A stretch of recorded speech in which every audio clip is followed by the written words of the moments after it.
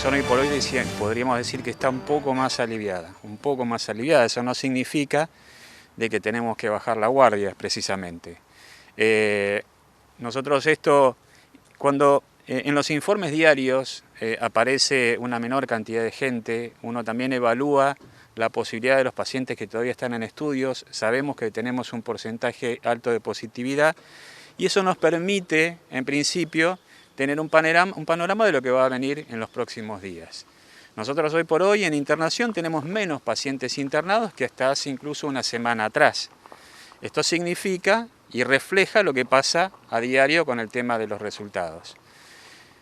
Por eso podemos decir hoy por hoy que estamos un poco más aliviados, pero el personal sigue organizado de la misma manera, como si estuviéramos en el peor momento que tuvimos, que fue hace unos días, con una capacidad del hospital casi del 100% y por momentos alguna situación de desborde que rápidamente podía ser resuelta, ¿no? Evidentemente las medidas de restricción han dado algún resultado y sabemos que existe incluso en la idea del ministro de Salud de la provincia de extender esta situación restrictiva también. Yo leía incluso algunas declaraciones del ministro que hablaba de mantener esto hasta incluso el último trimestre del año. Bueno, creo que es acertado. La verdad que si no queremos pasar por las situaciones de zozobra y de angustia también para todo el personal que tuvimos hace unos días, bueno, y si las medidas restrictivas tienen este impacto, digamos, en positivo, en mejoría, digamos, en alivio, bueno, digamos que debemos continuar en este camino, ¿no? Dos particularidades vimos este año que no la teníamos el año pasado. Uno es, como vos decías, la edad de los pacientes. Nosotros tenemos en su mayoría hoy pacientes que están comprendidas en edades medias de la vida, ¿sí? Incluso algunos sin comorbilidad. Y bueno, obviamente algunos de ellos evolucionan de una forma de moderada a severa con diferentes resultados. Esto es una particularidad que tuvimos este año, pero además la particularidad es que el paciente consulta más tarde. Es decir, antes el paciente ya a las 72 horas o al segundo o tercer día ya tenía síntomas que nos hacían pensar que ese paciente podía requerir algún tipo de internación.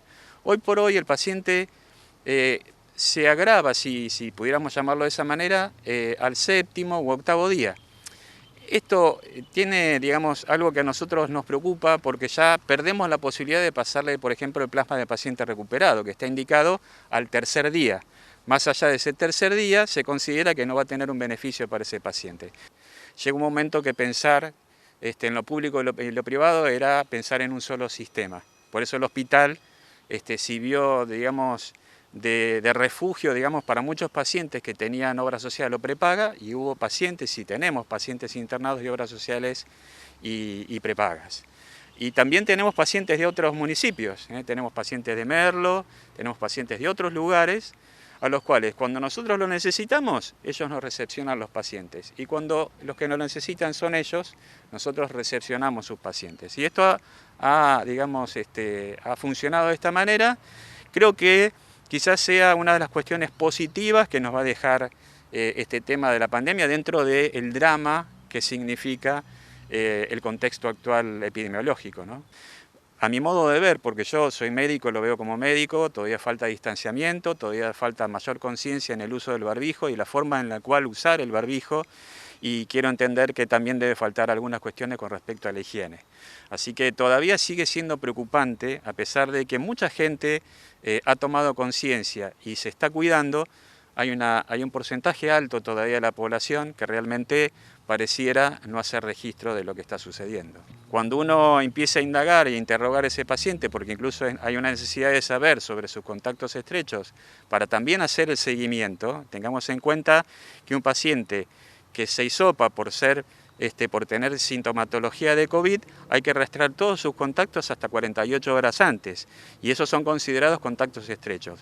Cuando esto es interrogado, vemos que el paciente no guardó del todo las medidas de cuidado, por lo general viene de algún tipo de encuentro social o familiar que no respetó las medidas que se están aconsejando desde el gobierno, ¿no? Si venimos en este contexto, digamos, si venimos con esta demanda de casos, creo que seguir de esta manera, como lo ha establecido el señor presidente, creo que es una medida oportuna.